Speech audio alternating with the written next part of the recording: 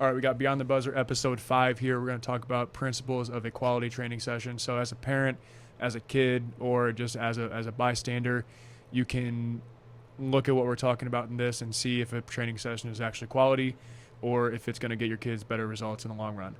Type of stuff is important that you understand what makes a quality training session, because whether it's sport performance, whether it's basketball, whether it's football, whatever it is, all these concepts are pretty much the same and they all tie in together. So just starting on the basketball side, the biggest thing that I see all the time, like a common mistake, if we had to call that out, is like your typical cone drills that you lay out 6, 7, 8 cones and you make the same move at all those cones.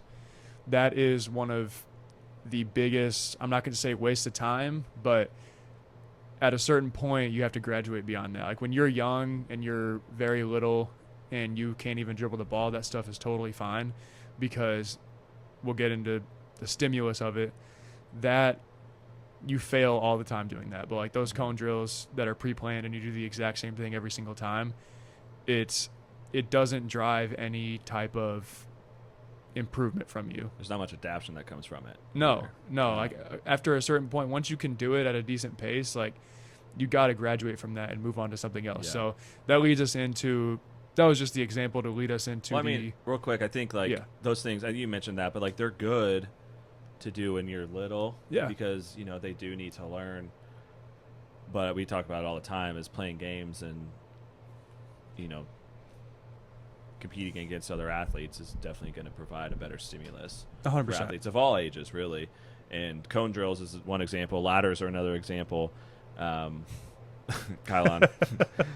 They're fine. There's a purpose for everything. Yeah. But I think ladders are overused too for speed training, when it's like, look, when you're doing ladders, there's no hip extension involved. If there's no hip extension, there's little force produced, and that just means you're not fast. Like you're not doing anything, there's no type of stimulus that's going to increase your speed. Yeah, like I'm not in this field, but like from my perspective, I don't understand how it would increase your speed when you're not like running. Yeah. Like you're not just running. Tippy tappy. Yeah, like it increases how fast you can move your feet. Yeah. Like you're not even like moving your feet and planting hard and taking off.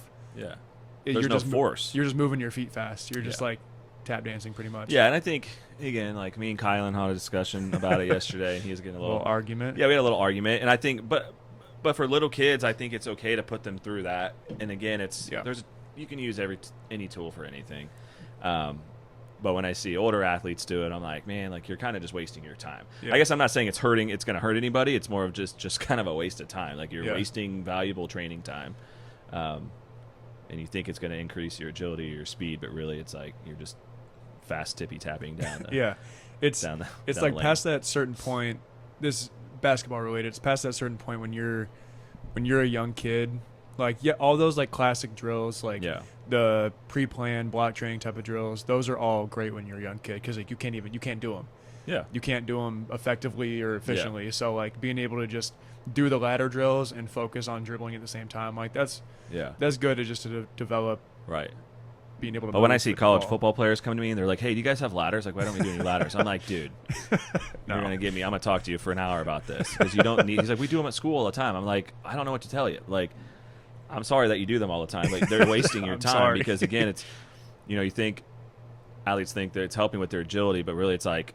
Agility is determined by the ability to make decisions, right? And then to rapidly change directions or change velocities, after making that decision, right? Or making another decision, and really when you're doing ladders, it's pre-planned and you're just tippy tapping down. You're not like changing directions. You're not slowing down or whatever. You're not, changing your height to be able to produce force. So you're really just fast tippy tapping, man. Leading into that, that's what people do when they do them. That's too. The noises. The ladders. There's so many videos on social media. You just hear that in the back of your head. Yeah, that's my favorite thing. But so I think anyway, we weren't trying to like talk a bunch of trash about those things. The point is just like in a training session, whether that's a skill training session with you, that's a sports performance strength conditioning session with me or any sport is like you're chasing stress, right? Because stress causes adaptations. There has to be a potent enough stimulus for an athlete to drive a certain adaptation, whatever adaptation they're going for, and that stimulus, like we have to continue to progress that stimulus, right? Or they're just going to stall.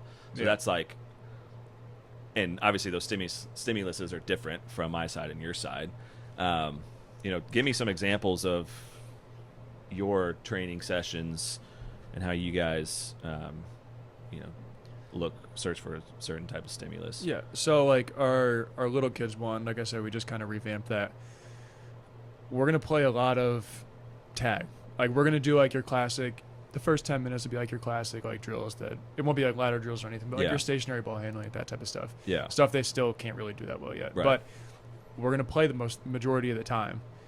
Like we're gonna spend a good amount of time doing just tag games. I'm gonna steal some games from you. Always. He's always stealing my games.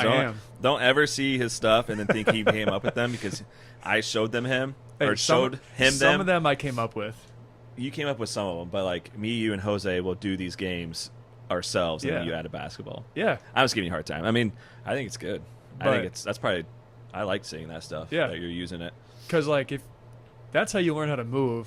Yeah. I guess you can do all the footwork and everything, but if you need to learn how to move, you got to play tag. Yeah. Like even the older kids, I don't really do tag with the older kids. I might actually. I mean, they probably like it, but if you do it too much, they kind of think it's dumb. It's like a once in a while thing. Yeah. Like, all right, we're gonna like lighten the mood today. Like let's just play tag. You know what you should do? You know that box tag game? Have you done that? Is that the one that we did? Yeah, like let's say like you, Jose, and Sam are like in the box, and I'm like out of the box. Yeah, we did and once that. the clock hits, like starts to go, then I run in the box, and you guys have to stay in there. I try to tag you all. We did that. And then whatever the time is, you like write on the board. Yeah, that's cool. That's a good game. I might do that. Our older kids like that one. I might do that with our little kids this weekend. Yeah, why not? You can make it a circle. You can make it a triangle. I can make all types of shapes. Yeah. But that, and then I'm just gonna let them play 3-on-3 after. So that's what I'm talking little kids here. That's what is going to teach them what basketball can be and what's it about versus drills for the whole hour. Like they need that game experience in a 3-on-3 setting because 5-on-5, like especially at little kids' ages, like if you're not good, you're probably not going to get the ball. Yeah, like you won't touch it probably the whole time. Well, probably little kids too. Like there's always ball hogs. Yeah. 100%. Yeah. But that's with the little kids. Just play a bunch, play tag, play a bunch of random stuff, make it look messy. But our next level, we do. So I'm talking like, hey, turn that off. Yeah.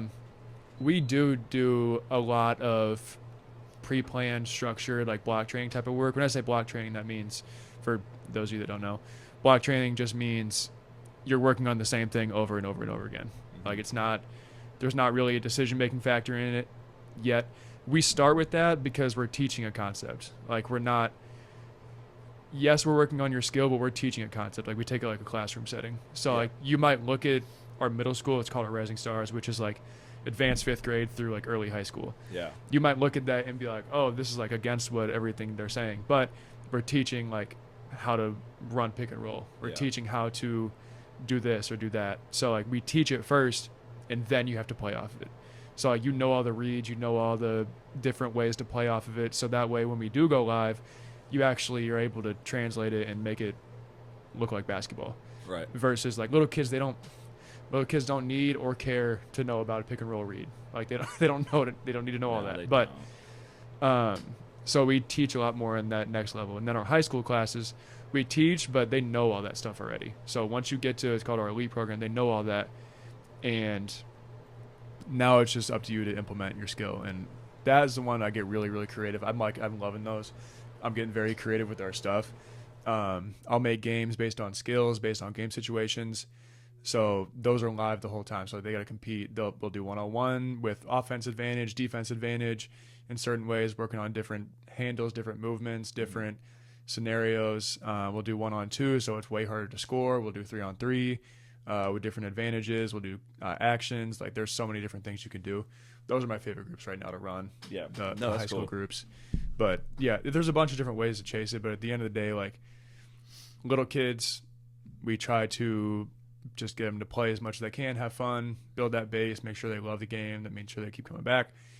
That next level, we teach them the game, and then they learn to start actually applying stuff to make it look like real basketball. And then that third level, that's where everybody likes to get to, right? Because it's that's fun. The end goal, yeah. That's the end goal, and so yeah, that's our system, kind of broken down. It's not that complicated, really. Yeah, but we found that over the past like 3 years, that's been the most successful for us. Yeah, and your way to chase a certain stimulus or stress is just different in a way as well. Yeah. Like, you're not lifting weights. You're doing a lot. Most of your stuff's like motor skills, basically, and skill stuff. So yeah, that's cool. Yeah, like for us, I think it really just depends on like what adaptions our athletes are after, and I think a lot of athletes need to make sure that their trainers or coaches understand that too. Like this is not CrossFit, right? Like we're not doing all these different variable exercises every single day. We're just not. We're not chasing to be average at everything. Like most athletes have a specific goal, which is to be faster, more explosive, things like that, right? Stronger, etc. Versus just like being overall general fit. So it's a little different there. I think our system's a little, and the weight room varies than our speed system a little bit. So like for speed training stuff, we kind of follow. So I would say it's similar to block training. Like we go every 3 months. So like the first phase is more of a cognitive phase, we call it. We're focused a little bit more on teaching things, breaking things down a little bit. And there's really no resistance. And then we kind of go into an associative phase, we call it, to where there's a little less teaching, a lot more reaction and things, and we add resistance. And then the autonomous phase is which is that third month, is there's really not a lot, there's like no teaching at all. We kind of just go into stuff, we hit a lot of the plyos and stuff in the warm-ups, and then we go in, we do some assistance and resistance training at the same time, pair those together, and then let the kids pretty much react and play games and things like that. So really, even in like that first month phase, we still, at the end of the session, like we're still trying to get them to react. So we try to get our athletes to like react to each other and make it as gamified as much as possible. Yeah. At least at the end, if that makes sense. Yeah, because you kind of put everything into play. Even like when we work out, like I said this, it was like a couple months ago. We were doing some sprint game. It was when you pulled your hamstring. All right, come on, man. Dude, I did pull my hamstring. You should edit this video and put the video up there. You should do that. I just remember that because in the video you hear me, you're like, I pulled my hamstring. But I was like, I just remember that as I started talking. It was the one where we had to like turn around and run. I was like, that's the fastest I sprint so much faster, like with somebody chasing me. Yeah, it's scary. Then like if we just had to like all out sprint. That's why I pulled my hamstring. I was scared. Dude, that's when everything went downhill for me. I pulled my hamstring. That was the start. I was out, and then I was starting to come back playing basketball, and then I hurt my ATFL, and now I'm making a comeback though. I had a pretty good week this week. Yeah, what was I going to ask? How do you with your system? How do you handle like weight room versus the turf area, like the speed stuff? Like is it always the same? Is it 30-30? Does it depend on the group? Like, you mean like our sessions? Yeah. Like how does that, how do you decide like we're going to spend more time in the weight room today, or we're going to spend more time in the So speed? I do it. Our system is, so when I say our system, I mean like let's just say for our high school classes. Yeah. Our system is different than really what I would do if I was doing like an individual session with like a pro guy or college guy or something, or maybe a small group session. It would be different. Yeah. Like our training sessions that we do together with Jose and Sam or whatever are different. For the high school classes though, we're pretty much split 30 and 30. Okay. I try to do some type of, and that varies obviously. Sometimes it might be like 20 and 40, but yeah. Like if you see one of our sessions, like it looks like it's a lot. Like it is we go through a lot of different stuff, and it's very smooth most of the time. But yeah, it's 30 minutes on the field. So like our days vary. So like, let's say on Mondays, we're doing like an initial drive reaction day. So like, let's say on day one, it's a linear drive phase or initial drive reaction day. to where we're just focused on projection and getting out. And then let's say on Tuesday is like a multi-directional day, maybe still a projection day. So we're like focused on laterally getting out, right? So like covering ground laterally. And then let's say day 3 is maybe a top end day. We don't really do a ton of top end right now, but maybe it's more of a curvilinear type day. Or a transitional locomotion type day. That's a big word in the basketball It's a big word, but it just means, curvilinear. It's people just love to say that. Basketball people love to say curvilinear. that. It's a cool word. Because when you drive, like that's on a curve. Yeah. That's one of the biggest basketball trainer scientific words to use. I'm not even a basketball trainer. We're working on a curvilinear speed today. Yeah, but day 3 is like a curvilinear day, and then day 4 is like maybe a true agility reaction day, multi-directional day, to where it's like we're actually changing directions. We're not just focused on projection. So like that varies. Those days switch kind of every other week as well. But that's kind of how it's laid out. So it's 30 minutes. We do our warm-up. Our warm-up is like maybe 10 minutes. I'm trying to actually get our warm-ups a little shorter. Like I think Mike Boyle said it. It's like it should be like, I don't know, 10%. The warm-up should be like 10% of your session, which would be like 6 minutes for us. Did I do that math right? Yeah. Would be like 6 minutes. So I probably need to cut it down a little bit to like 6 to 10 minutes.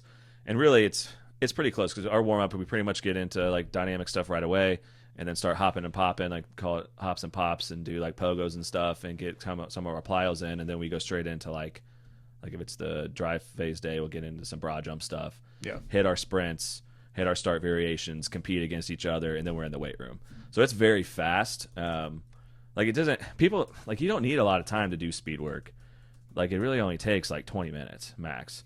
Yeah, because like if you do it like, it's tiring. I mean, like when we do it, like you say, like you and I, when we used to, when I wasn't hurt, I mean, we would do it for what, 15 to 20 minutes, and we were dead. Yeah, so like if you like actually really push it, like it's you're done. And then so then we get in the weight room, and it's like, okay, 30 minutes in the weight room's also not a lot of time, right? But no, for what I'm trying to do with our athletes, it's like it's enough time. Like we get in and out, like I don't need you in there being a meathead, being a bodybuilder. Like I just don't. I don't need you being in there for an hour. 30 minutes, you can get one heck of a session in 30 minutes. You can. If it's programmed correctly, right? So like we get in, get out, we do like our whatever strength, our main block, and then we do some accessory stuff, and then maybe some type of finisher if we have time. And that's it. Yeah. And I don't know, like some of my college kids come back like, that's it. I'm like, okay, you're not going hard enough if you think that, like, you know what I'm saying? Like, you got to go harder then, because like, it's 30 minutes, man. Like, 30 minutes, if you actually, like, adhere to rest times, like, stuff's tiring. Yeah, it's exhausting. It's hard. In our training, I think if I could change a little bit, I'd maybe add a little bit more time in the weight room to have a little longer rest periods. Yeah. Because that makes it a little more difficult. But at the end of the day, too, my high school kids, like, they will not rest. Like, they won't rest. You know what I'm saying? I'm like, hey, you need to, like, do something. Sorry, maybe I'll throw a filler in there, like a dead bug or something, to have them, like, slow down a little bit, which is technically their rest. But, yeah, so that's kind of how we do it. I think, the weight room is obviously incredibly important for athletes, but I think playing their sport's the most important thing. Like, they need to focus on being better athletes and have a PhD in their sport, not the weight room. Like, I don't care. I care how their squat looks because I don't want them to hurt themselves. But I don't really care how much they're squatting. Like, I have a number in my head that I want them to hit, right? I want them to keep progressing. But, like, I don't care if you squat 455. Like, if you're slow, it doesn't matter to me. Like, I want you to be fast and explosive. That was also my least athletic. Yeah. So, and that's a whole other topic in itself. Yeah, but, we won't get into that. Like, force is obviously important. Very important, but I just think there's more to it than just being in the weight room. Like, I mean, you don't want it like being all clunky and stuff. Like, you gotta like, do some more stuff. That's something. This is a good topic. Like, intent over intensity. Yeah. Oh, great topic. Like, something we tell the kids all the time. Even though like we may be doing like your classic like block training, like we're teaching something. Like, I'll pinpoint an area. I'm like, your intent, as soon as you get to this part is to go as hard as you can and then stop on a dime. And then how many times do you say that and they don't do it? Oh, every single time. It's crazy. Literally, I'm like, I don't care about anything. Like, when I say you're going slow, I want you to go slow motion, 1% speed. Yes. And then when you go fast, I want you to go 110% speed. Yeah. And then they don't. That's what's funny too, is kids are like, of all ages, it was like from youth to college, whatever. You're like, college kids are a little better at it. But even them, like you're like, hey, okay, I want you to like, let's say we're using RPEs, your percentages. It's like, it's a pretty low one for today. Like we're chilling out, you know, we're working on technique, whatever it is. We're just trying to like, you know, slow it down for now. But they don't do that. They go hard. And then when they're supposed to go hard, when you're like, hey, this is maximal effort, max intent, like let's push some freaking weight, they don't do it. Or like, this is a max intent sprint. Like you need to go as hard as you can for this because we're only doing 4 reps, like 4 sets of sprints or 4 reps of sprints. So like you need to go as hard as you can, and they don't do it. And you're like, what are you doing? They're like, we're done. We're like, yeah, because you're supposed to go hard. Yeah, that's what I feel like the missing basketball wise. I think it's both. Yes, both. Like not knowing what your intent is. Like I can put somebody through the exact same sequence of movement and change the intent for every single part of it. Like say there's 3 dribbles. Like I could change the intent for all 3 dribbles in like whatever combinations that is. Yeah. But that's what makes things really translate and gets kids' body to do what it needs to do to be successful. Yeah. But I find kids have such a problem with doing that. Like I was working with a kid on his form, and like he shot from like behind his head. His jumper is so like not smooth, and I was like, just shoot in one motion and shoot from your chin. I'm not saying shoot from your chin is a good cue. But for him specifically, like that's what he needed. Yeah. And then he just did that, and I was like, and then it looked clean. I was like, shoot as fast as you can, and then it looked clean. Like it made it much more smooth, and it made it. He put a little more arc on it just naturally, like because in his intent, I didn't make him sit there and like do 100 straight just reps of building muscle memory. That's not bad. You can do that, but I'm like, just shoot it faster. Yeah. That's it. Like that's all his intent needs to be. And then his form is naturally going to be fixed. Yeah, I think. Obviously, I'm not Shout a out basketball. I know you listen. I appreciate you. You're one of the few kids that Let's actually go. listen. Yeah, him and his family always listen. Thank you guys. We appreciate it. Shout out. I think it's interesting when you talk about intensity from a basketball standpoint. Just because I don't know, you see a lot. So I guess I'm saying like when let's say like you're shooting on the shooting machine by yourself, okay, you or one of your athletes, they're doing a workout by themselves, like you're not around, you're not there to push them. Like what's that intensity look like? So I mean like if you're just I guess what I'm trying to say is if you're just shooting, okay, and you're just like chilling, right? Like your heart rate's not up, like does that do much from a basketball standpoint? You get what I'm saying a little bit? Like it's a little more specific to your sport if you're like getting your heart rate up. Or you like do some sprints and then, you know, shoot 20 shots or, you know. It depends. Like, so for the shooting machine, like you can take it however you want. Like Kylan works out hard on the shooting machine. Like most of the time when he shoots, like he'll be in here and like he'll shoot, go down and back, shoot, down and back, shoot. Or he'll set it to where it's like 1 shot per spot. So that way he's constantly moving and every single shot he's on the move. That obviously is... You're working on your cardio. You're working on being able to shoot while tired, which in basketball, that's obviously a huge thing. Because in a real game, like you got to play defense. You're playing on the whole game. Like you got to be able to shoot while tired and on the move. But, I mean, you could take the shooting machine workout. Like it could just be like your daily makes, which that stuff, you know, stay sharp. That stuff is good. You should make a certain amount of shots every day. That's definitely important. Right. Just to keep your feel for the sport. Like I know Gabby, she does that. She makes... I don't know if she goes every day, but most days she'll go in and she has to shoot 90% or she redoes it, which is insane, by the way. Insane. 90% is insane, a lot. Gabby. Yeah, don't be like Gabby. I mean, do be like Gabby, but don't go in there and expect to shoot 90%. Don't be like Gabby and not come to sports performance. I'm just kidding. Don't take that out. That's funny. You're not kidding. I'm not taking it out. But at the same, there's a flip side where people will be like, "Oh, I shot this on the shooting machine. I should be able to make shots in games." It doesn't work like that. That's kind of what I'm referring to. It's like, I'm saying, I'm just curious. I mean, I think I already know the answer just by understanding some of this, but like,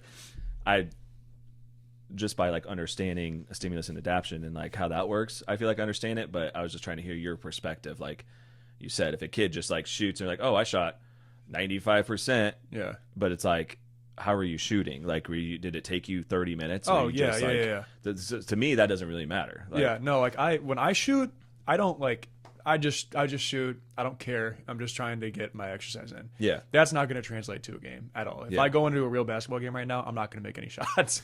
I'll be just very tossing them up. I'll be very honest, like, because I'm not. Like, I don't have any. We haven't played a game in a while. Yeah, I know. I'm hurt, man. Ever since I got hurt, you guys just don't even play. Jaden's been wanting to play, and I'm not ready. I haven't played in a long time. He's all the freshmen, all my guys they're too good now. I gotta like warm up and train for a week before I play them. I guess I did my job. But anyways, no, like if you're on the shooting machine, like I said, yes, you can go in and just get like a cool 100, 200 makes in, but you can't go in there and be like, oh, I made this many shots today, I'm going to make shots in games. That's not how it works. Like you don't have any, you're not shooting against pressure. You're not shooting with somebody on your hip with the threat of being blocked. You're not shooting fast. Like some games, your shot's not going to be the exact same. That's just not how it is. Like you're not going to have the exact same set shot every game. Like if you listen to there's a lot of guys in NBA and college, they'll talk about when people are doing like spot shots, which is like, make 5 at each spot, something like that. Like their footwork, which I try to do this with kids and they just simply cannot do it. I don't know what it is. I'll tell them to change their footwork every single time. Like there's a million different ways you can change your footwork. Yeah. You can hop into it. You can step left, right, left. You can jump off your left foot. You can step to the side as you catch it. There's a million different ways. And like a lot of higher level shooters in the NBA, they'll change their footwork every single time they shoot.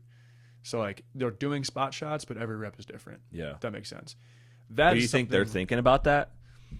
No, like they just do something different. Yeah. Which, I mean, I've done it. It's not that hard. You just. But like the pro guys that you said they switch it up every time during their workouts. Like every shot's different. Yeah. Are they purposely doing that? Oh yeah. Like they're like yeah.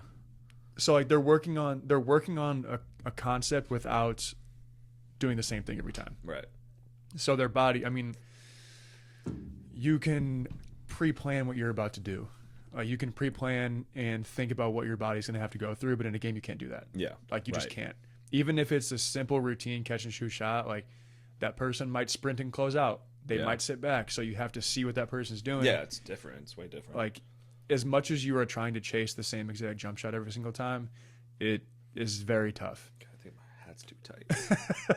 It's very tough, but all that to say, there's so many people that will shoot on the gun or shoot in a workout and make everything and then go into a game and not make anything. So the quality and intent of your training is very important. You have to train like a game. Yeah. Like the intensity is intensity is number one thing. Yeah. It is. And every bit of training it is. Yeah. On all sides.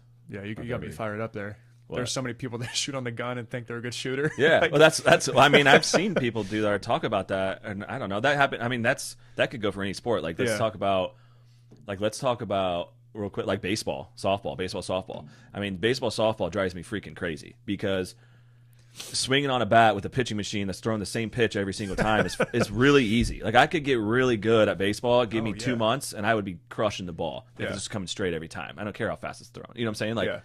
That's why, though, like it's important for baseball and softball. Like, I mean, there's machines out there that can throw different pitches every time, right? Yeah. So then it's like switching up, that's how it's going to happen in a game. Like, you're not going to know what they're throwing. You can maybe get better and kind of guess sometimes, but it's like you don't know.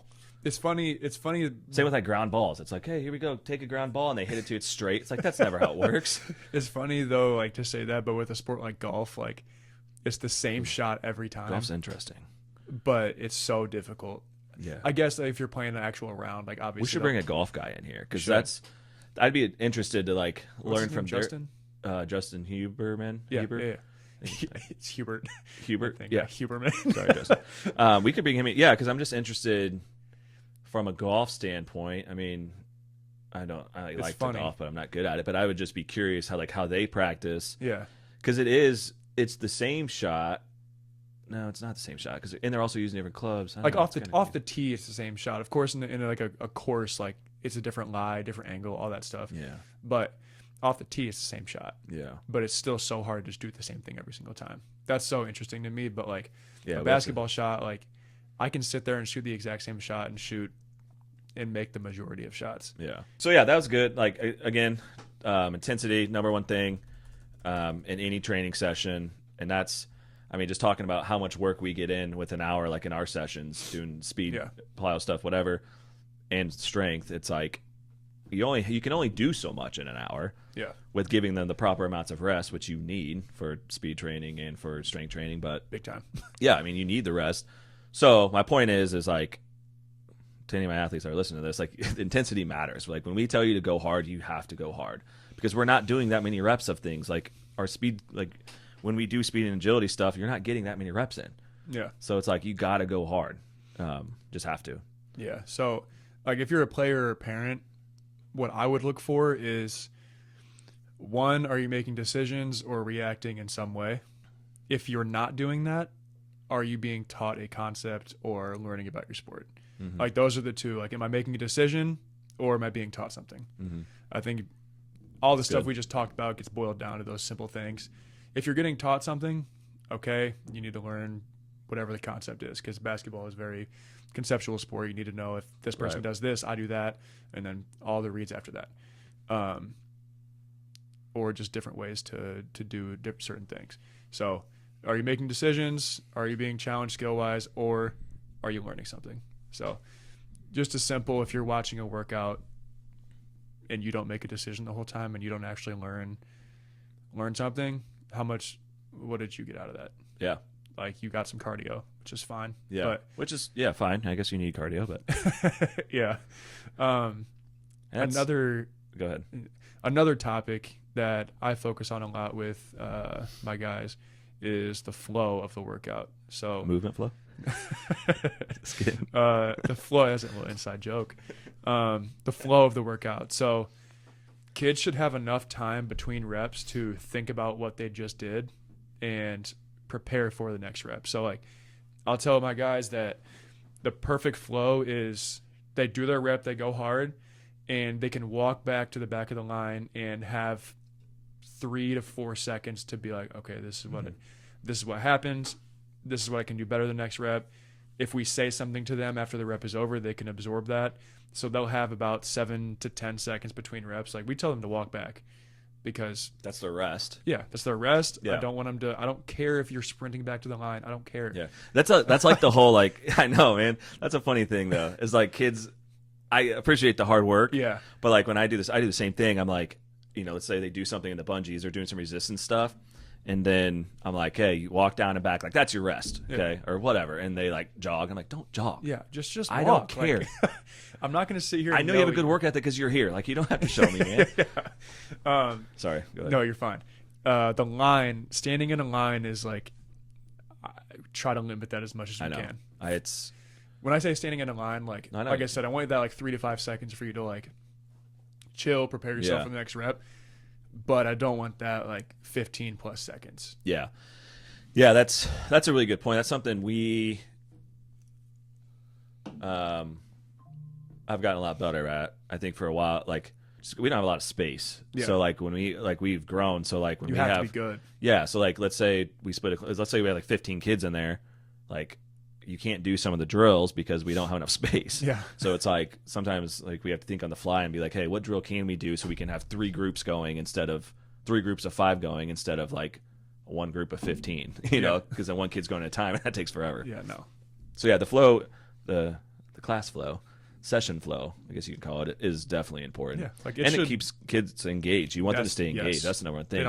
These are off to the side. Yeah, these are squirrel kids. Like these are ADHD kids. Like, like they don't talk off to the side. Like, the session should look messy but organized at the same time. Yes. Like, unless you're teaching like a concept to a class, that will look a little bit more organized. Yeah. But other than that, it should look messy. Like, our high school groups, if you just walked in, you'd be like, what is happening right now? Like, they look messy, but people are continuously moving. There's a structure to it in a way. By the time you walk back, your group's ready to go. Yeah. So that's another thing. Like, with the numbers of kids, you got to be able to, if we have 7, you got to have a plan for 7. You got to be able to adjust the groups and subtract and add so that every kid is moving all the time. That's like one of the hardest things. That's like one of the hardest things about coaching. Being a coach is being able to adapt on the fly like that, right? Yeah. Like, I tell all my coaches that too, and like my 3-4 leads or lead head coaches, whatever that we have, they all do a pretty good job at it. But at first, it's taken them a little bit, right? Like, it's just the flow of things and being able to adjust. Like having 5 kids versus 15 is a lot different. Yeah. Very. Yeah, it's very different. And that's why, to kind of just go along with what we're talking about, is like our structure, let's just say for our speed stuff, I like to roadmap everything, right? I think you're the one that said that once, roadmap, and I just stole it, but I like that word, like a roadmap versus like a long listed plan. So like our programming, like I roadmap it versus being like, okay, like for plyos we're doing this, for speed we're doing this, whatever, this specific things. I lay out more of like a guide, I guess you could call it, for my coaches. Like I know what the focus is that day. Like I want that to be structured, but like there's a guide for my coaches because they have to be able to adapt. And if you're over there just trying to do every single thing that the sheet says, you're not going to get done in the class. If you have 15, 20 kids in a class, you're just not going to get done. They're going to be bored as heck. Yeah. And then they didn't get anything out of it, and that's a waste of time. So yeah, the road mapping is a good idea because again, it teaches the coaches and allows the coaches to adapt on the fly. Yeah. Give the kids what they need. Yeah, I love being able to give my coaches the autonomy to like do what they want. Like I think that's awesome. Yeah. And being like, hey, like you come up with the competition or drill, like you do it. Like you think about it. Like I could think of 100, but like you think about it. As a coach, like when you put together a good drill or a good workout, that's such a good feeling. Oh, it's a good. Like feeling. Well, when you steal them from somebody else, and then it's good. I mean, everybody steals. Yeah, I stole it from somebody, so I can't be too mad.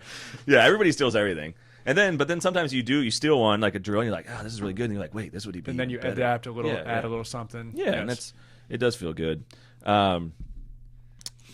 Something we talked about this earlier that we've forgotten to touch on is individual versus group training.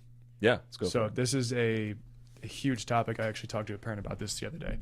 I get asked all the time, do we do private training? Can we get private training? Why don't you offer that? People in Fort Wayne love private training. Yeah. Like I understand the thought behind it. If I was a parent, I understand, like, I get it. Yeah. Like I don't, because I understand it. But if I wasn't in this field, I'd want my kid to do individual training because I think that's getting them better at a faster rate. But that's not how it works. Like we talked about having the ability to react or adapt. You can't do that in individual training, like unless the coach is playing defense, which it's still pre-planned to an extent. Like you can give like audio cues, but you yelled at me for that one time. You're like, what's better, audio or visual cues? I mean, that's audio or visual. Yeah. I mean, what do you think? Visual. Yeah, visual. Yeah, you yelled at me about that. Well, and that's I mean, a little side topic here, but like I love both. Both are important, but visual is obviously way more important and more specific to sport, right? Yeah. I mean, not really in a game. Is somebody gonna be like, hey, dribble right, dribble 3 legs left? I don't know, things like that. But yeah, it's private training looks like it's better for you because of the price tag. It's more expensive. Yeah. That's more of the premium option, if you want to call it that. But it's because it takes an hour of gym time for one kid and it's an hour of somebody's time for one kid. Yeah. So it's not the quality of the lesson that drives the price. It's the time and material required to do that. Yeah. I mean, that's exactly it. Like if people want to do individual training, so one, people don't like to pay a lot of money for individual training either. They're like, wait, that's expensive. It's like, no, it's not, because that's an hour of my time and when I could be training in an hour of gym space where we could have 20 kids in here doing, a class or whatever. So that's why I got rid of it, because for us, when we have like 8 to 12 kids in a class, we'd have to charge like $100+ an hour. And I don't want to do that.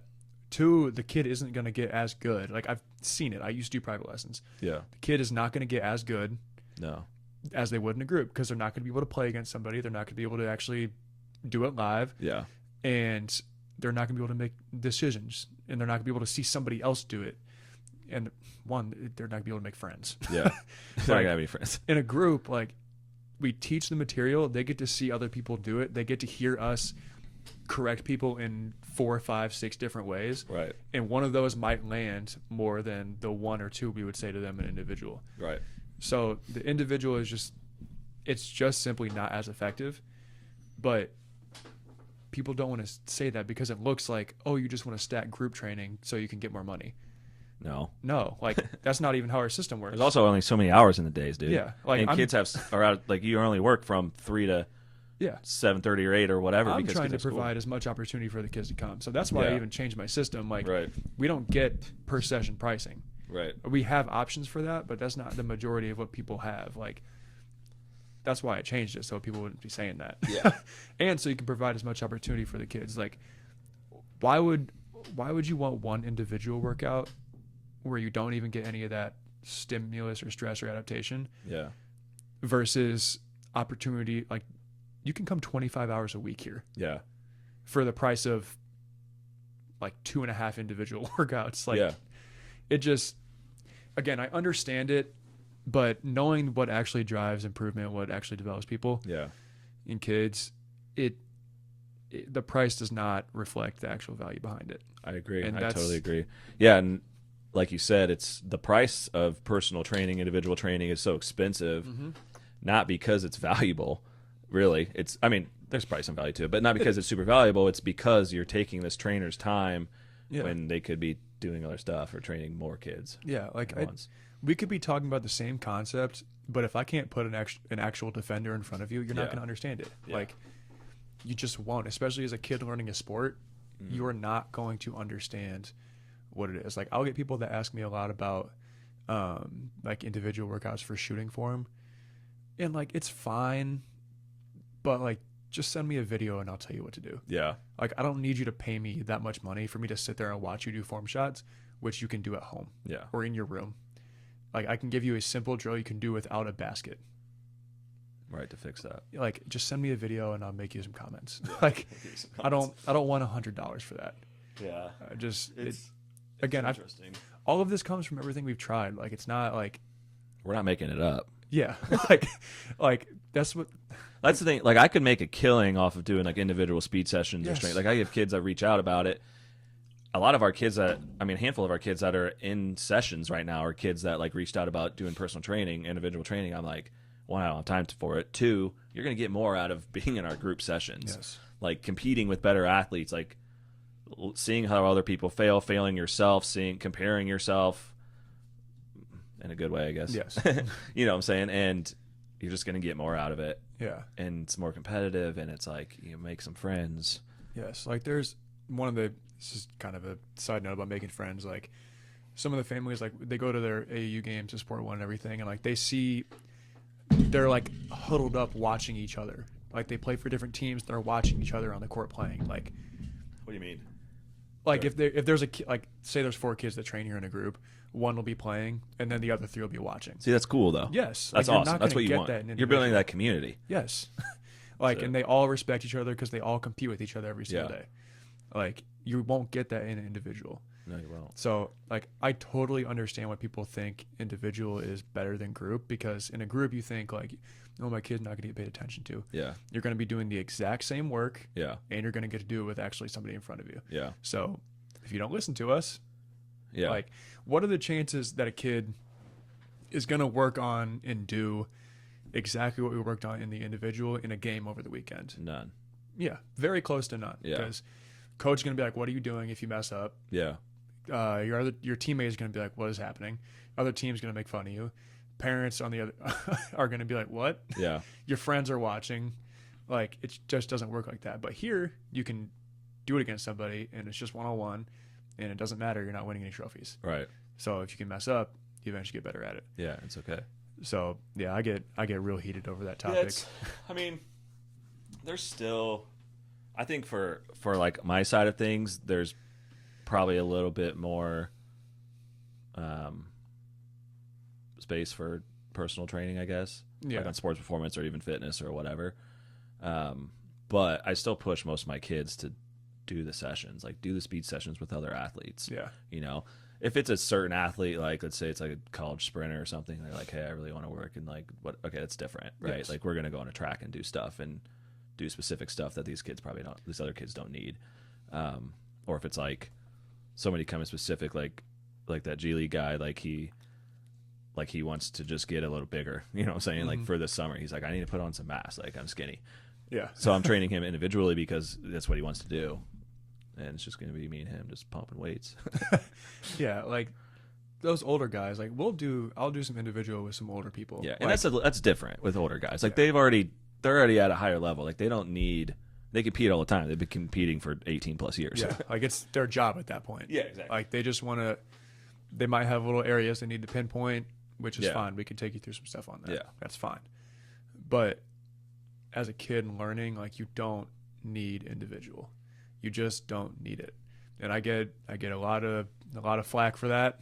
And like I was nervous to not offer private but sessions. also like I don't know why you get flack for it. Like if you don't give private sessions, like it's your business. Yeah. Like why do people get upset about it? It's like, hey, I don't have time for it. Yeah. Dude, you could make a killing though. You could charge like we used to $200 an hour. Yeah, we used to. Like yeah. But it just doesn't like at the end I'm trying to provide as much opportunity for kids to get better as I can. Right. Yeah. So I'd rather offer you 25 hours a week versus 1. Like if you really cared about money, you would have your other guys probably coach everything else and you just do private lessons. Yeah. And I could do that exact same thing. I could have my coaches run the classes and I'll just do private lessons the whole summer all day. Yeah. You make so much money off of that. Yeah, you could. My wife would probably love that, but like I'm just not about it. Yeah. So it's easy to sell. It makes you feel like you really did something, but yeah. If you really understand development and how people get better and how kids improve at something, it's not optimal. Mm-hmm. So don't need to pay people $150 an hour for private training. Unless you're in like the fitness space. That's a whole other topic, and really not even my topic because I'm a sports performance guy, not a fitness guy. But I feel like, let's say you're like 50-year-old man or woman, and you're like man or woman, whatever you want, and you're like, I need to lose some weight. Like maybe they don't want to do like a group fitness class. That personal accountability is a different. It is. Like we should bring in a personal trainer because I think there is value to that. Yes. Because it's like somebody, I don't know, just somebody that's like feels like they're overweight or maybe they are overweight. Like with Lindsay, like I actually stuck to it and I lost a good amount of weight. Yeah, exactly. Yeah. Because I knew she would on the weekly check-in. She'd be like, "What are we doing?" Yeah, I lost weight too, then we gained it back. Yeah, and I'm back to it. Sorry, we're Lindsay. back on it. Sorry, but yeah, from like the fitness side is just important, and then really when you're paying for let's say individual training or personal training, whatever, like you're paying for the experience a lot of the time. Yeah, like you really are. Like at least from my side of things, from like a fitness side, I guess anyway. Like you're paying for a really good experience with that trainer. Mm-hmm. So yeah. Yeah, that's a heated topic for me. I could talk about you that. Gets worked up. It ain't that big a deal, bro. Day. No, I'll talk about it. Every time a parent asks, I get heated on it. I'll try to control myself, but I was late for our group session the other day because I started talking to a parent about it. Not actually late. I was like they were mad at you? No. He was just yeah. You told me about that. Like he just asked. No, he wasn't mad at me at all. Yeah, he understood. So the last topic here, we're just gonna kind of go over a little bit over our training philosophies, or maybe just the information behind like what we do. We'll hit on it a little bit, and then we'll probably dive in a little bit more to it the next episode. But for like my training sessions, the number one thing that I try to do with my athletes is ensure their availability, because the best ability is availability, right, for athletes. Yeah. That's hard to say, but that's the truth. So like, are they fresh? Are they healthy? Are they able to compete? Like that is our number one thing. Then there's, speed, maximal effort training, movement quality. That's obviously very important to performance. And then it's, creating competitive and engaging environment to keep the kids engaged, maximize intensity, like we've discussed, to really get that or reach that stress that we need in order to adapt. And then really it's like, we're also preparing these kids for life. Like we want to build leaders and we want to build winners, or instill, winning into these kids, and good habits. Like for me, it's like training is a lifelong thing. Yeah. So it's more than just about sports performance. So we still do it. Huh? So we still do it. Yeah, we still do it. Like it's like fun, and that's what, like, I love to do it. Like I love to train and learn different things and do different things. It's just fun. Yeah, it's fun, and it's healthy for people, so they should be doing it.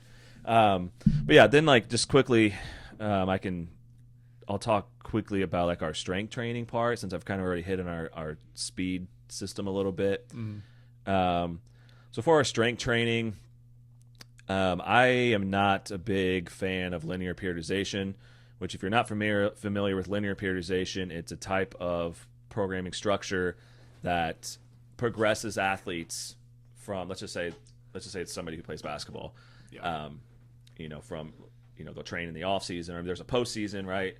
Like block or whatever, and then there's an off season, and then there's like an end season. Okay, and like through those, you're kind of going through a hypertrophy phase, right? So a GPP hypertrophy phase right after your season to kind of like they say, I don't know, build some muscle that you've lost during season, right? And then you go into more of like a strength phase or a hypertrophy strength phase, and then a strength phase, and then a power phase, and then a speed power phase or speed strength phase, right before season, to kind of help ramp up, everything before season so they're ready to go. My problem with that is a lot of athletes play multiple sports. So if you're doing that, like which sport are you picking to do that for? Yeah.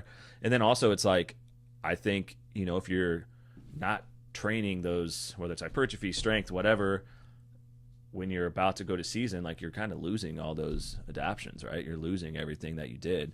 So we use kind of a concurrent model, meaning like we jump and sprint and lift heavy and lift things fast all year round. Yeah. Similar to what we do. Yeah, that's what we do. I mean, like I want my athletes to, while they're in high school, like I don't want my athletes to like peak for a certain sport. I want them to like peak at the end of high school. Or really, I want them to peak in college. You know what I'm saying? Like, yeah.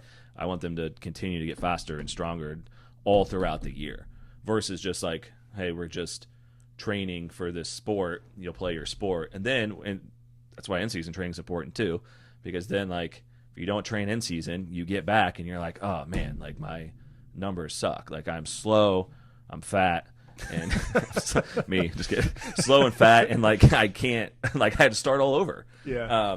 So we use a concurrent model type approach for our athletes, and again, we're just we're jumping, sprinting, lifting things heavy, lifting things fast all year round. Yeah, we're very similar to that. The only thing is when it's in season for basketball specifically, we're not really trying to push new skill. Yeah. Because kids they're in season, they need to focus on whatever their role is. Yeah. And so it's a little bit different when it comes to that. Wherever their role. Yeah. Yeah, like their role. Sure. Like if you're a really good shooter, we're going to do majority shooting. Right. In different situations. Like we'll work within like your different offenses and everything and show you areas where you can improve, but we're not really trying to push new skill. We're just trying to refine what you're good at right now. Yeah. Because your coach isn't going to want you to try things. Yeah. Well, that's similar to. I just yelled. Sorry. That's similar to in-season training for sports performance too. Yeah. It's like we're not going to throw a bunch of new stuff at you. Like your stuff's going to be pretty simple. You're going to do some box squats. You're going to bench press. I don't know. You're going to do your normal lifts and movements, and we're going to get in and get out. Your volume's going to be fairly low. Intensity will still be fairly high, right? We want to maximize some outputs. But yeah, we're not teaching like new stuff. Yeah. Because again, the sport's the main thing. Like I don't need my athletes to be power lifters all year round or bodybuilders. Like I don't care. Like I just want them to dominate their sport and be a really good athlete. Yeah. Like when we do off-season work, the majority of it is block training. Yeah. Like because block training, you're just focusing on one. How long are your blocks? Huh? Like your blocks? So we don't necessarily like block it out. Oh. I guess basketball season like 3-4 months. Yeah. It's more of like what we focus on in the workout. Okay. So like if you're a really good area, like a shooter, like I said, yeah, we're gonna shoot pretty much the whole time. Yeah. Like I might throw in a little bit of like reactive stuff, but we're gonna shoot. Yeah. Within your offense specifically. So we will focus on that. But the off season where we're trying to really push new skill, there's 3. I have a little guide about this I'm gonna release so people can learn about training. There's really 3 things we should definitely focus provide on. more stuff like that. Yeah, I know I need to. I'm reading off our guide right now. So like there's three areas we focus on that are really going to push skill, like when somebody's trying to learn a new skill or new concept or whatever. Ecological dynamics, constraints and restrictions, and nonlinear pedagogy. So I don't even know if that's Is that how you say that? I think so. I said it smooth. I feel like you've done that in another podcast. I probably have. But just quickly, like I said, we'll talk more about these, but these 3 are what drives pretty much everything we do. So like ecological dynamics is, I'm trying to explain this in a simple way. interacting with the game's environment. So like everything involved in the environment, your teammates, opponents, the court. So like if you're in the corner, you need to know how to navigate that environment. So like we'll do, like the other day I just did a drill where it was 3-on-3 and you had an advantage in the corner. So you started inside the arc and the defender was outside the arc and you had to make a play reading the help side. So like that's an example of that, of learning your environment. A lot of that is naturally involved in just the drills we make.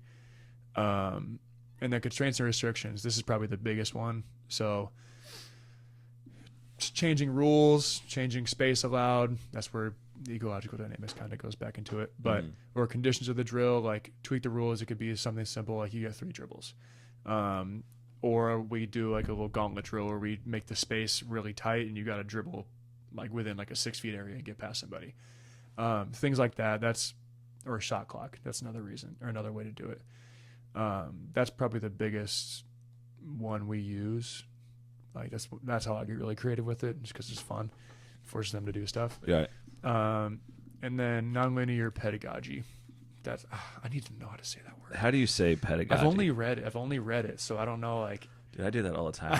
I still say compromise. I say compromise when I read it. I'm like, God, am I okay? I need to like read out loud or something. Yeah. But that just means like I'm not going to tell you every single step. Right. Like I'm not going to tell you every single little step to this. I'm going to put you in a situation. You're going to figure it out. And that's like similar to like our speed training, which I called it like the associative phase or autonomous phase. It's like similar stuff. Yeah. Like you're letting them do it on their own. Yeah. Like, cause we might be working on the same thing, but you might have your own style, your own twist off it just because of how you're built, how your body moves, what you like to do. So like we just put you in the situation and like whatever game it is we're doing, we'll use the other two that I just talked about, and you can figure it out in the way that you like to figure it out. You'll find what works for you. And that's why I believe our group sessions are extremely effective compared to others that I've seen, because we utilize these and that lets kids get better, one, at their own rate, and two, how they want to get better and what's going to be best for them. And I think it just leads to a lot of just intrinsic motivation, because they feel they can actually like have a sense of pride. Intrinsic, and I can't say it either. Intrinsic motivation, man. That's like one of the most important things. Yeah. Next to intensity, I'd say it's up there. Yeah, because then they take a sense of pride in their own development. Yeah. Yeah, we use a lot of big words, but we can't really say them. Yeah, we try to use big words, but we know what they mean. We can't read. I promise you, we know what they mean. Pronunciate. I can't even say that. You said pronunciate. Pronunciate. Enunciate. I said. What did I say last week? I said. Pronunciate. What did I say last week? I said something last week that was wrong, and I had to like edit the video so it came out better. It was proprioceptive. I was like proprio. I couldn't say. You said it smooth though. I was like, but I said it slow. I sounded dumb. Proprioceptive. You said it really smooth. I remember that last week. Now that you Proprioceptive. say it, I was like, that was a big word. That's cool. Yeah, You can't always trust people that say big words. yeah, I promise you, we know what they mean. Like if you talk to me in real life, I don't use big words at all. My vocabulary is pretty terrible. Yeah, but we They know like what they maybe mean. is only good with this stuff, with like training. Like Yeah. maybe that's it. Anything else, I'm like, what'd you say? What word'd you say? We're just trying to teach the actual definition. Like if I say a big word, my wife's like, hey, that's a big word. He's like, you just don't use words like this in everyday life. Like, I'm not going to tell somebody the term of what I just said. I'll just tell them what we do. Well, yeah, like when you're talking to athletes, I'm never going to use the word proprioceptive, or I'm never going to like use any big words with them, because they're kids. Like they don't even need. We to don't know even it. know them. We don't even know how to say them. Yeah. How are we going to tell them? I start talking a little better to each other. No, that's all right. We know what they mean. That's all that matters. Yeah. We know how to use them and utilize them. But yeah. All right. So basically, wrapping it up, of what we just talked about, like our systems are pretty much the same.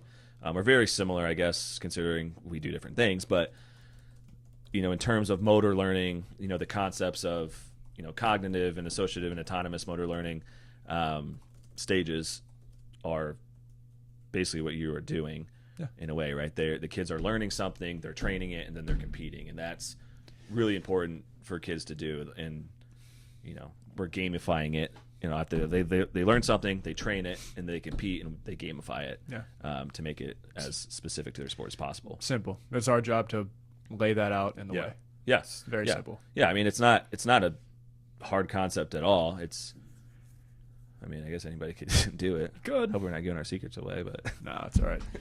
You can never like the concepts can be the same, but whoever relays it is. Yeah, bro. Yeah, I mean, because we've talked about sharing a lot more of our like how we train, like our system, I guess. I mean, I know people. Right? I know people copy my stuff. I see it. Yeah, Like, I mean, well, everybody I see copies it. everything. Like everything I've learned, I've copied from somebody, right? Yeah. Or like I've read it, which somebody else wrote. So like that's just Yeah. how it is. But yeah, I mean, we could put like I have like our whole system basically on here. Like we could share, and at the end of the day, like I don't really care if somebody uses it because you still got to be good at it and understand it. Like you can't. Yeah. You can't implement. You can't copy the way somebody implements. I mean, it. you can copy everything that I do, but I'm still gonna be like 2 steps ahead of you. Yeah, like that's even here. I'm not going to get super far into this, but we had a lot of people come. I had a lot of people come. That's how I grew in the first place because of the system and how we train, and kids liked it and got better. And now I'm starting to see clips and like kids telling me like they're starting to do that same stuff like in whatever workouts. And it's fine. It is fine. I'm not like it's not my stuff. Yeah. Like you got it from somebody else. You learned it from your dude, your mentor. Yeah, I'm not. And everything I've learned, I was learned from like my mentor. So it's like, like it's not we didn't my come up stuff. with it. It's fine. But like, humbly, I think the way that I implement it is better. Yeah, That's just me. Well, It's that's just a big just part the way of we it. do it. Yeah, it's how you do it, and you understand the whole concept versus just, and that's where, a little topic, but that's where like, when it comes to training, athletes or coaches or whoever can find a video online and be like, oh, I'm going to start doing that. Like that looks cool. This guy jumps really high. I'm going to start doing his program or whatever. Or I'm just going to like look at his Instagram videos and start adding this into my own workout. And it's like, okay, but do you understand how to properly overload and progress that? No, you have no freaking clue. So you just adding 3 sets of 10 of these vertical jump, whatever the heck it is that this guy's doing to increase your vertical jump is like, okay, but you don't actually have his program. Yeah. Maybe you do have his program, but you don't really know what's behind it. So you can't really just become a trainer because you buy programs and are like, oh, I'm just going to sell them to people.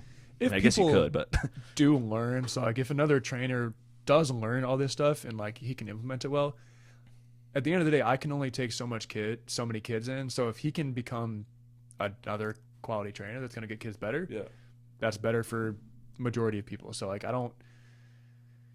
I can't have all the kids in Fort Wayne. I just can't. no. I just can't. I don't even care to because that's a lot of kids. Yes, it's a lot. Yeah. So if we can have more people that are seeing the success that kids are getting and implementing that at like their team practices, their training, like that's great. Yeah. I'm not like gonna be like, you can't do that. Right. Like I don't care. Yeah. I Because don't again, like you can copy everything that we do or see what we do. I'll give it to you, but I'm still 2 steps ahead. Yeah, like yeah. I still know, like we still know what we're doing with our systems over there. Like You ain't catching up. yeah, no, never.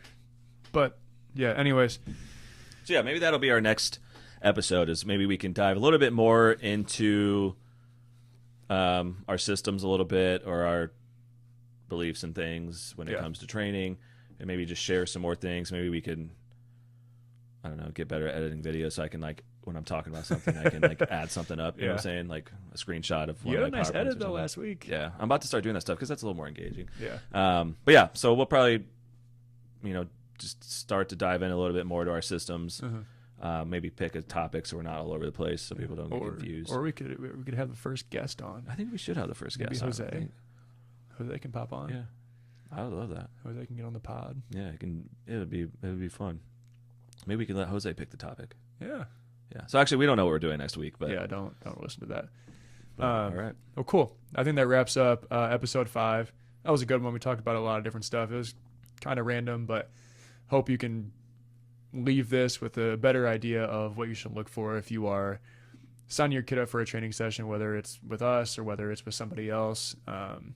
Just being able to make a quality decision and ensure that your kid is getting better over time, or if you're a player, ensure that you're actually getting better and you know what makes you better, because you can take that into your own training and all that. But yeah, that wraps it up for episode 5. We'll be back next week with episode 6. We don't know what it's going to be yet, but you'll just have to find out.